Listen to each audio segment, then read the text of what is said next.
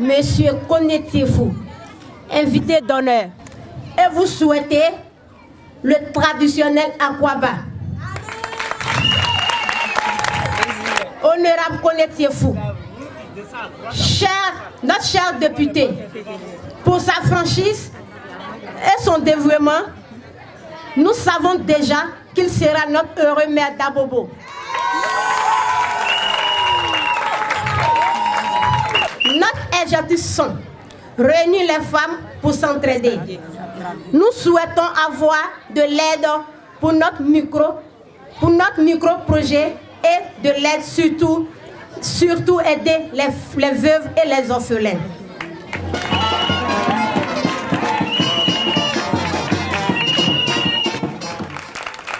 Chère maman de l'Union des femmes gracieuses de Belleville, monsieur le parrain, je voudrais vous féliciter et vous remercier pour avoir accepté d'associer votre image à cette cérémonie. Cérémonie de ces femmes qui n'ont pour objectif que de se célébrer elles-mêmes, que de s'entraider dans leur objectif, mais qui demandent aux autorités de la commune d'Abobo, mais à travers les autorités de la commune d'Abobo, aux autorités de Côte d'Ivoire, de regarder les femmes. Parce que les conventions internationales l'ont suffisamment démontré que lorsque vous voulez lutter contre la pauvreté, il faut commencer par lutter contre la pauvreté et l'affaiblissement des femmes. Il a été démontré que quand les femmes font une activité génératrice de revenus, les bénéfices de leurs activités reviennent aux enfants, donc au foyer. À travers les votes de la loi des finances à l'Assemblée nationale, que la République est dotée de budget. Budget qui se désagrège et qui arrive dans les mairies, qu'on appelle les collectivités locales, qui s'adressent également à l'évolution des femmes, Madame la Présidente. À la mairie, il y a un budget, une partie du budget qui doit s'adresser aux activités génératrices de revenus des femmes. Il y a un budget qui doit s'adresser à l'éducation et à la formation des enfants de la commune. Oui, de toutes les communes de Côte d'Ivoire, en particulier notre commune.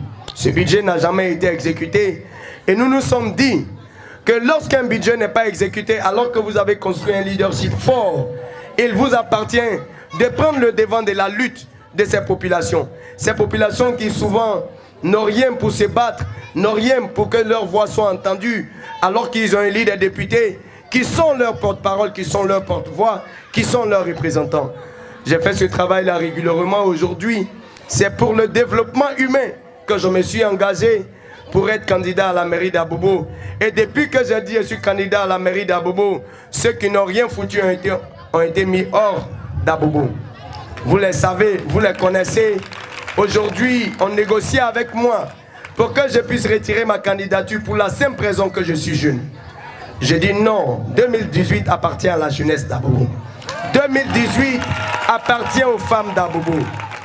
Parce qu'aucun développement local ne peut prospérer si les gestionnaires de la gouvernance locale ne sont pas issus de la localité. Si ce ne sont pas des enfants de la localité, ils viendront à la tête de la mairie, mais ils iront développer leur localité. Ici à Bobo, nos parents ont bâti nos maisons. Ici à Bobo, où nous habitons, c'est notre village.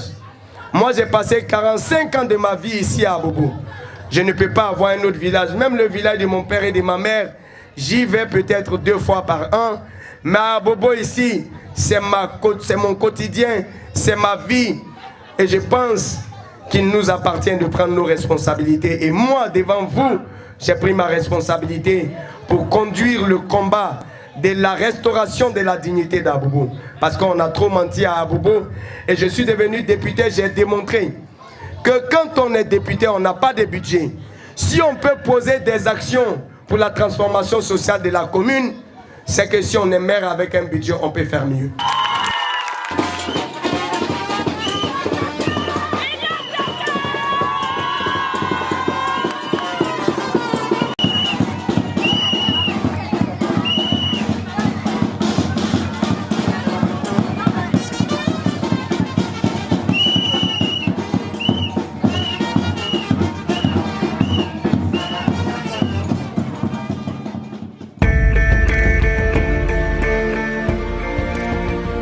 Les années sont passées, ils n'ont pas vu les années passer parce qu'ils avaient la tête baissée à remplir leur compte d'argent de milliards. Au moment où ils lèvent leur tête, les lignes ont bougé, ils n'ont pas vu les lignes bouger. Il n'a pas attendu de prétendre à la mairie pour aider nos enfants, nos malades et nos femmes en particulier. Au nom de nos femmes, je tiens particulièrement à lui dire merci pour le don du groupe électrogène de l'hôpital général d'Abobo, ce qui a permis de sauver de nombreuses femmes et leurs bébés dont la vie était en danger au moment des accouchements en raison de coupures d'électricité dans cet hôpital. Honorable Monsieur le député suppléant, oui, j'ai bien dit Monsieur le député suppléant, car il est important que tous ici, vous sachiez que tout ce que Monsieur Kouné Tefo a fait ici à Bobo ne vient pas d'un salaire de député, car il n'a pas ce salaire, mais plutôt de ses propres moyens financiers et de l'excellent réseau de partenaires et d'amitié dont il dépose et qui sont prêts à l'accompagner dans son projet de développement de la commune d'Abobo, car c'est un enfant d'Abobo.